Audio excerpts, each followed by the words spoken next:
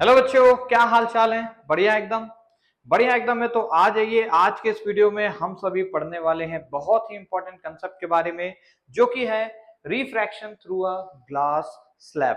Class 10 science का one of the important chapter, जो कि लाइट चैप्टर बच्चों फिजिक्स का, उसके अंदर ये बहुत इंपॉर्टेंट कंसेप्ट होता है। पर वीडियो शुरू करने से पहले थोड़ा सा मैं अपने एप्लीकेशन का इंट्रो दूंगा कि आपका अपनी कोचिंग क्लासेस ऐप डाउनलोड कर सकते हैं प्ले स्टोर से फ्री ऑफ कॉस्ट, जहां पे जाके आपको 10th 11th और 12th, ध्यान से देखना, 10th 11th और 12th के बैचेस मिल जाएंगे बच्चों। लाइव बैचेस हैं, आप उसमें एनरोल हो सकते हैं इन केस आपको अगर जरूरत है तो। चलिए इस वीडियो को शुरू करते हैं, लेके प्रभु का नाम।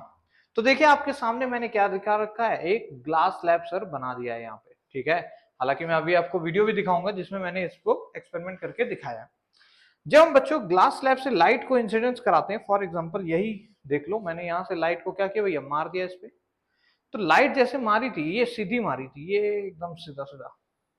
पर ध्यान से देखोगे, हल्का सा लाइट में बेंडिंग हुई और जो वापस से उसी पैटर्न पे निकल गई। मतलब जो आउटर है, मतलब ग्लास स्लैब के बाहर बाहर की अगर हम बात करें तो लाइट रेज पैरेलल है।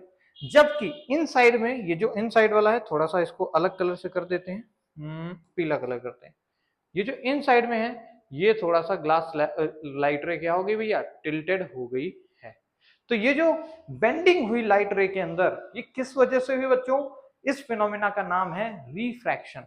चलो भाई कॉपी उठाओ, लिखो रिफ्रैक्शन सर, ठीक है। फिनोमिना का नाम बेटा रिफ्रैक्शन है। रिफ्लेक्शन हमने कवर अप कर लिया है अपने प्रीवियस वीडियोस में, रिफ्रैक्शन हम आज करने वाले हैं। तो रिफ्रैक्शन होता क्या है? Bending of light bending of light ray when it passes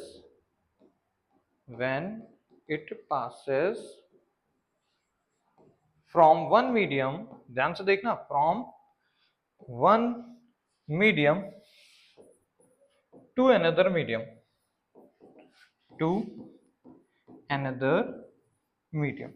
सो बेटा ये है डिफिनीशन ऑफ रिफ्रैक्शन।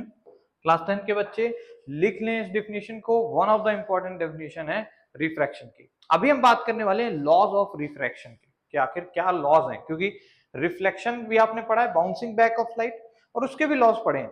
यहाँ पे भी क्या रिफ्रैक्शन के लॉज हैं, यानी कायदे कानून है, उसको भी हम समझेंगे, ठीक है, with the help of an glass slab. तो आपने देख लिया भैया सर जी, लाइट टिल्ट हो जाती है, इसी फिनोमिना को रिफ्रैक्शन बोलते हैं। Now talking about the laws of refraction, heading डाल लो, laws of refraction, laws of refraction. देखिए भाई क्या है इसके अंदर, पहला नियम लिख लो भैया, क्या सर, कि जो साइन का रेशियो होगा, sine of i divided by sine of r will be equal to constant, और ये किसके बराबर होगा? Equals to refractive index r i. क्या होता है सर ये रिफ्रैक्टिव इंडेक्स? अगर ये नहीं जानते तो चलिए बता देते हैं। देखिए रिफ्रैक्टिव इंडेक्स क्या है बेटा, एक्चुअली रिफ्रैक्टिव इंडेक्स क्या होता है, लिखिए रिफ्रैक्टिव इंडेक्स। ये बेटा ये भी एक रेशियो है, याद रखना, ये एक यूनिट लेस नंबर होता है, ठीक है। क्या है? यूनिट लेस नंबर होता है। इसका सिंबल होता है म्यू, इसका फॉर्मूला होता है speed of light in vacuum, vacuum की स्पेलिंग देख लियो भाई, divided by speed of light in medium, ठीक है। तो ये रेशियो होता है किसका? स्पीड ऑफ लाइट्स का। ऊपर हमें रखना है वैक्यूम में जो स्पीड ऑफ लाइट होती है, जिसको मैं वैल्यू बता दूं, वो होता है c, या फिर बोले 3 × 10⁸, ठीक है। तो ये चीज हमारे पास म्यू का फॉर्मूला बन जाता है। जल्दी से इसको लिख लीजिए, लिख लिया क्या भाई?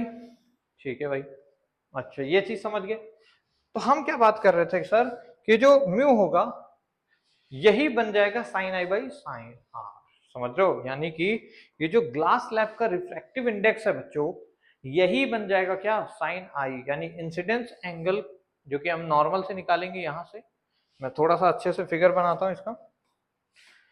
मान लो हमारा ग्लास स्लैब ये है कुछ, रेड कलर का ग्लास स्लैब बना दिया, ठीक है। अब लाइट को इंसिडेंट कराते हैं भाई। यहां से मान लो लाइट इंसिडेंट हुई, ये हल्का सा टिल्ट हुई, वापस से ऐसे निकल गई।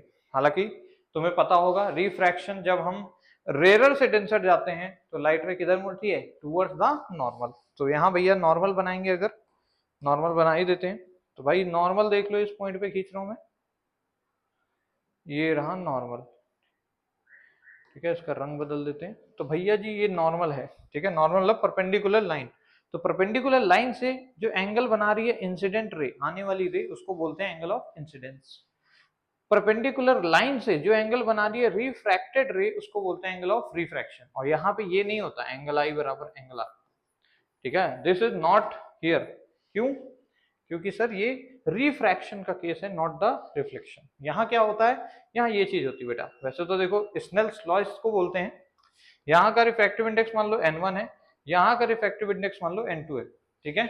हालांकि एयर से लाइट एंटर कर रही है ग्लास स्लैब के अंदर, और एयर का रिफ्रैक्टिव इंडेक्स क्या होता है बेटा, 1 लेके मानते हैं। मतलब एयर में क्योंकि जो स्पीड ऑफ लाइट होती है वो एग्जैक्टली वैक्यूम के बराबर होती है, ऐसा एजम्पशन भी है, तो इस वजह से हम ऐसा मानते हैं। अच्छा, तो हम क्या लिखते हैं, n1 इंटू में sine of i is equals to n2 into में sine of are.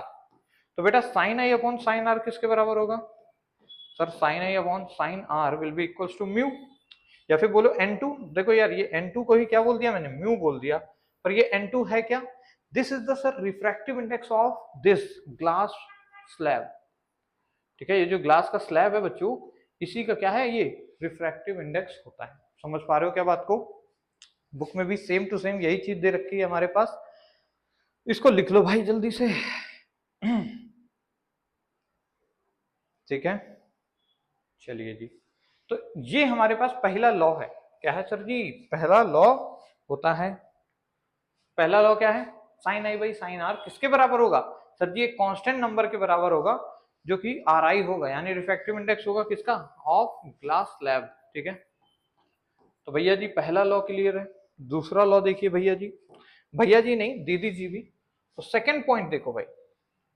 Second point वही है जो कि हमारे पास रिफ्लेक्शन के अंदर था, कि सर ये जो इंसिडेंस एंगल होता है, या फिर वो बात करें incident ray, then refracted ray, refracted ray, then point of contact, contact and normal, and normal all lies in a same plane, ठीक है, सेम प्लेन, मतलब सभी के सभी एक सेम प्लेन के अंदर होंगे भाई। जैसा कि यहाँ पे देखिए इस केस में इंसिडेंट रे, रिफ्रैक्टेड रे, नॉर्मल और पॉइंट ऑफ कांटेक्ट क्या है, ये पॉइंट ऑफ कांटेक्ट है जहां पे हिट हो रही है इंसिडेंट रे। ये सभी के सभी बच्चों क्या है, एक ही प्लेन में। हालांकि ये पॉइंट की बात भी की गई है इस पॉइंट के अंदर, परंतु कई बच्चे इसको नहीं याद रखते हैं, ठीक है ना, समझ गए क्या?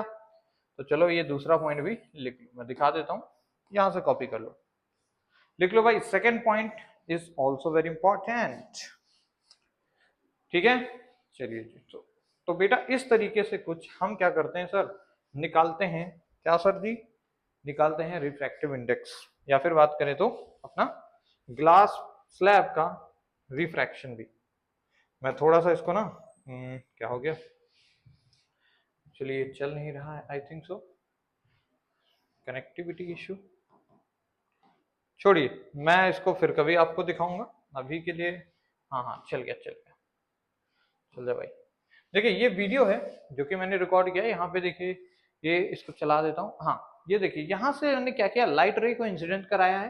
ध्यान से देखो तो ये हल्का सा टिल्ट हो गई है, देखो ये लाइट रे ऐसे फेंकी, ये इधर की ओर झुक गई है, टूवर्ड्स द नॉर्मल क्या होगी भैया जी, झुक गई है ये लाइट रे, समझ रहे हो? अच्छा एक और पॉइंट बताओ, क्या इंसिडेंट रे, जब बात करें इंसिडेंट एंगल की बात कर रहे हैं, मैक्सिमम वैल्यू कितनी हो सकती है इंसिडेंट एंगल की सर जी, 90 डिग्री मैक्सिमम हो सकती है, ठीक है। तो इसी पॉइंट में लिख लो, लॉज यहाँ पे लिखे हुए हैं कि सर आई जो होगा मिनिमम, मिनिमम कितना हो सकता है, 0, no, I does not less than 0, I हमारे पास लेस देन होगा, ग्रेटर देन 0 होगा और लेस देन 90 रहेगा, ठीक है। इक्वल टू 90 हो सकता है, उस केस में हमारे पास क्या होने लगेगा, टोटल इंटरनल रिफ्रैक्शन होने लगेगा उस केस के बाद से, वहां से क्रिटिकल एंगल वगैरह निकालते हैं। ठीक है, चलो अभी के लिए आप इतना लिख लो, आई जो होगा 90 से छोटा होगा सर जी, और 0 से बड़ा होगा। समझ रहे हो क्या बात को? तो इंसिडेंस एंगल हमारे पास यहाँ से यहाँ तक रेंज इसकी लाई करती है। ठीक है, तो आई होप इस वीडियो में आपने लॉज ऑफ रिफ्रैक्शन को समझा, ग्लास स्लैब के थ्रू किस तरीके से रिफ्रैक्शन होता है वो चीज आपने देखी, और साथ ही साथ रिफ्रैक्टिव इंडेक्स के बारे में भी थोड़ा सा आइडिया इस वीडियो के बाद आप लेके जा रहे होंगे। सिंपली क्या होता है, एक यूनिटलेस नंबर होता है। ठीक है, तो इस वीडियो में बस इतना ही, मिलेंगे नेक्स्ट वीडियो में, तब बात कर रहे होंगे किसी और मजेदार कंसेप्ट की जो कि इंपॉर्टेंट लेके आते हैं हम लोग हर वीडियो के अंदर। तब तक आप सभी लोग आराम से एंजॉय कीजिए, मजे कीजिए और पढ़ाई करते रहिए और देखते रहिए अपनी कोचिंग क्लासेस। मिलते हैं नेक्स्ट वीडियो में, तब तक आप सभी को जय हिंद बच्चों।